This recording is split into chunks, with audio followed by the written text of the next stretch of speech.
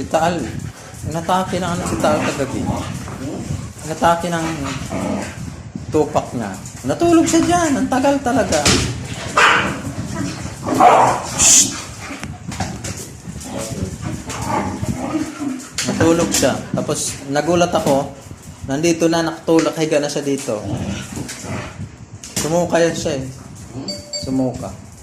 Kanin kunti.